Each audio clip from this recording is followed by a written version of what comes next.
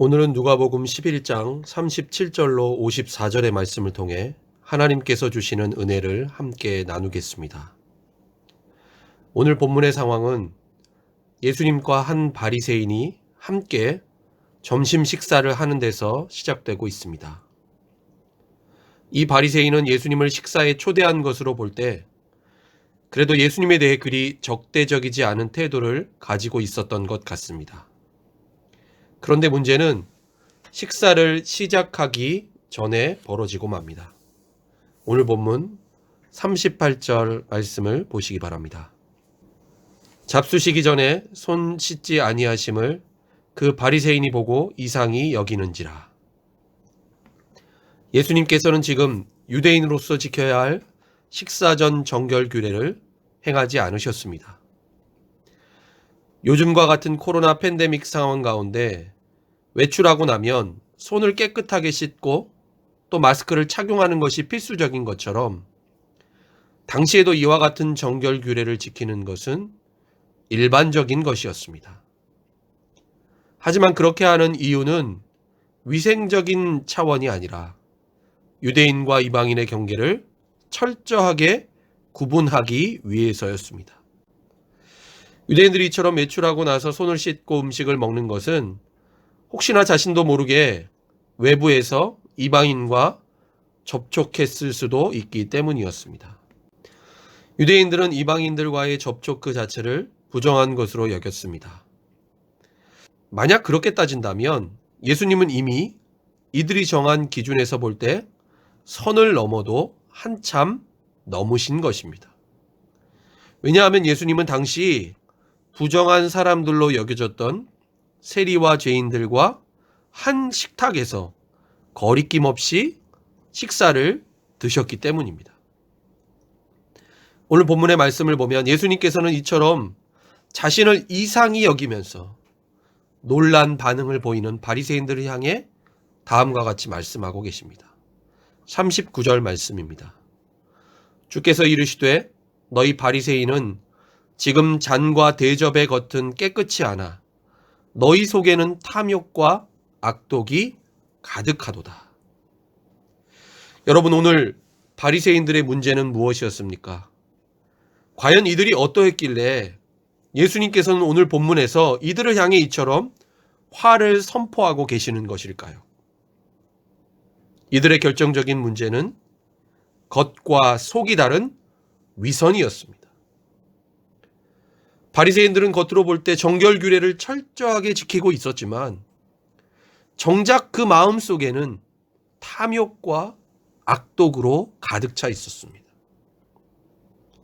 그리고 무엇보다 바리새인들이 이처럼 겉으로 드러나는 정결함에 대해서 집착하는 것은 이들 내면에 더럽고 추한 것들을 감추기 위해서였습니다. 여러분, 그런데 사람은 속일 수 있고 사람에게는 감출 수 있지만 하나님은 이것을 속지 않으십니다. 하나님께서는 우리 마음의 중심을 보시고 우리들 내면 깊은 곳에 있는 동기와 진심을 다 알고 계시기 때문입니다.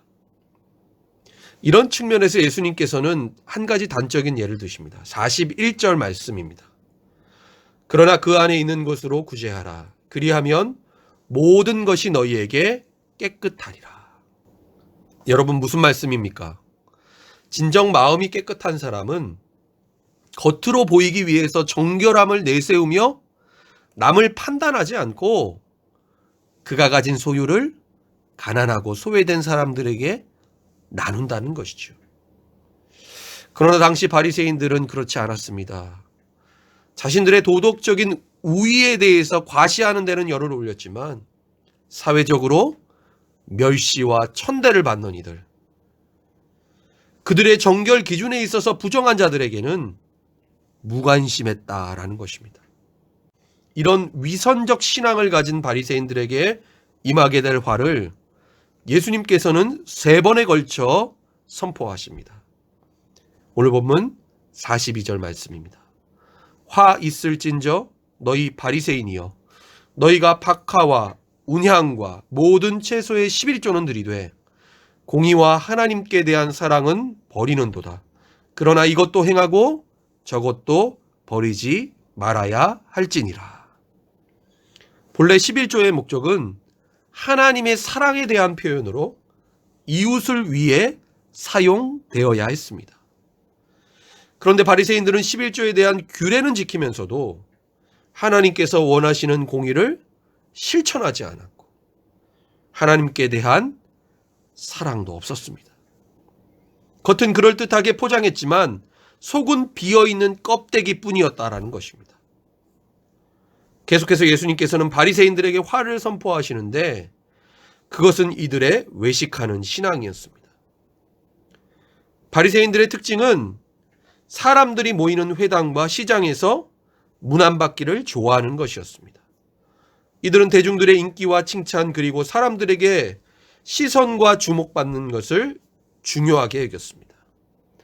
이것은 자신들이 누구보다 선하고 의로운 사람이라는 것을 남들에게 과시하기 위해서였습니다.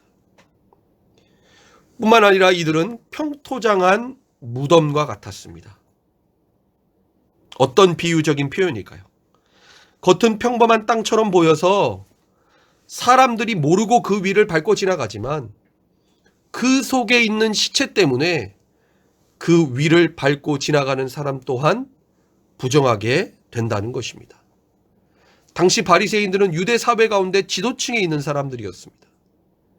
그래서 이들의 위선적인 신앙은 자신만이 아니라 이들을 따르고 이들과 함께하는 다른 사람들을 오염시킬 수 있는 위험이 도사리고 있음을 오늘 예수님께서 말씀하셨던 것입니다.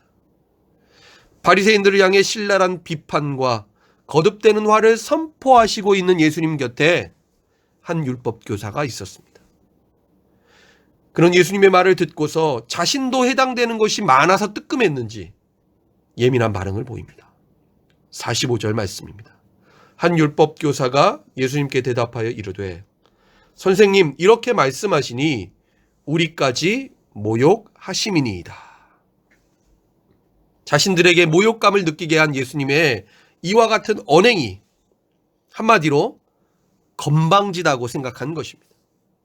그러나 예수님은 앞선 바리새인들과 다를 바 없었던 이 율법교사에게도 다음과 같이 화를 선포하십니다. 46절 말씀입니다. 이르시되 화 있을진저 또 너희 율법교사여 지기 어려운 짐을 사람에게 지우고 너희는 한 손가락도 이 짐에 대지 않는도다. 율법교사들은 다 열거하기에도 너무나 많은 율법의 세부 조항들과 규례들을 만들어서 그 무거운 짐을 사람들에게 지웠습니다. 그러나 정작 자신들은 손가락 하나도 그들이 이 짐을 지는데 도움을 주지 않았다는 것입니다. 참으로 이중적이고 모순된 삶 그 자체였습니다. 예수님께서는 또한 이들이 하나님께서 보내신 선지자들과 사도들의 무덤을 만들었다고 말씀하십니다. 과거 이 율법교사들의 조상들은 하나님께서 당신의 뜻을 알려주시기 위해 보낸 하나님의 선지자들을 배척하고 박해하며 죽였습니다. 그런데 오늘 이 율법교사들은 이런 조상의 제약과 불순종을 반성하고 돌이키지 않은 채 도리어 이들의 증인이 되어 그들을 옳다고 여기며 조상들의 행위를 답습하고 있었습니다. 그렇기 때문에 예수님께서는 오늘 본문 50절의 말씀처럼 창세 이후로 흘린 모든 선지자의 피를 이 세대가 담당하게 될 것이라고 말씀하십니다. 이어지는 본문에서 마지막으로 예수님께서 화를 선포하신 이유는 이것이었습니다. 52절 말씀입니다. 화 있을진저 너희 율법교사여 너희가 지식의 열쇠를 가져가서 너희도 들어가지 않고 또 들어가고자 하는 자도 막았느니라 하시니라.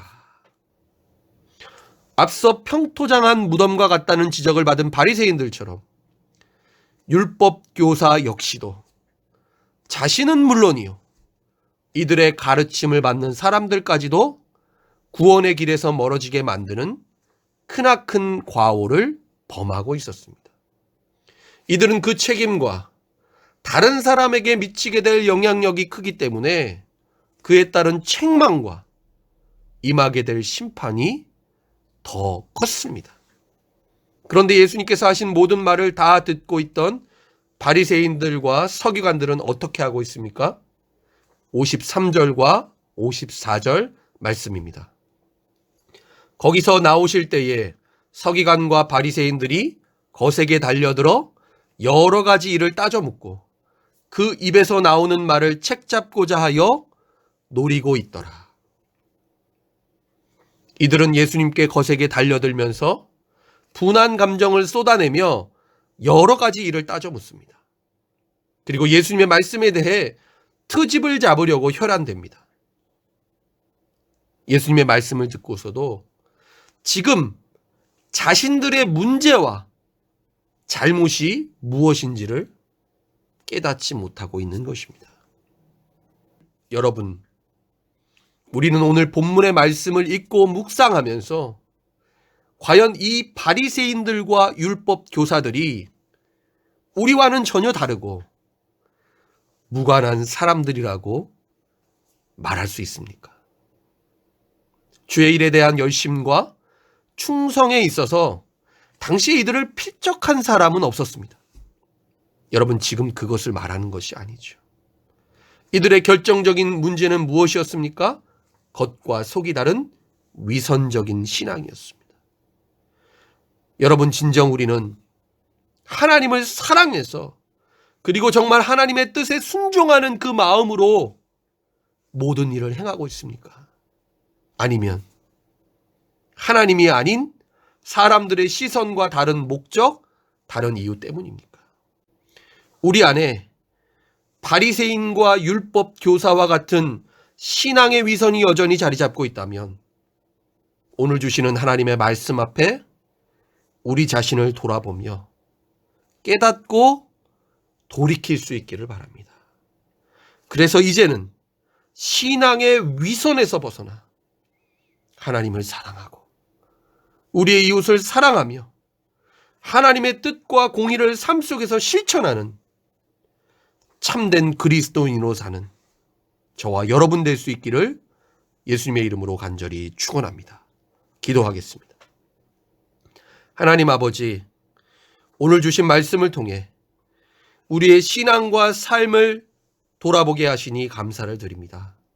주님, 우리에게 바리새인과 율법 교사들처럼 신앙의 겉모습만을 단장하고 중시하는 위선적인 신앙이 있다면 오늘 이 말씀 앞에 깨닫고 회개하게 하여 주옵소서. 오늘 하루도 진실한 믿음 안에서 오직 정의를 행하며 인자를 사랑하고 겸손하게 하나님과 함께 행하는 삶 살게 하여 주옵소서. 예수님의 이름으로 기도드립니다. 아멘.